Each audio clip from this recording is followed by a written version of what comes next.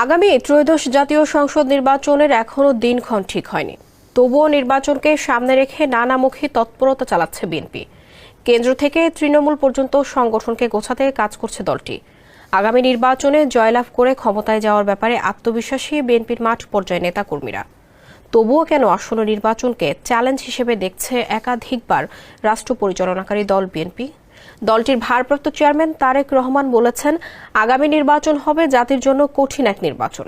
আর তাই প্রশ্ন উঠেছে, বিএনপির জন্য আগামী নির্বাচন কতটা কঠিন। শফিকুল ইসলামের প্রতিবেদনে বিস্তারিত জানাচ্ছেন তারেক আহমেদ।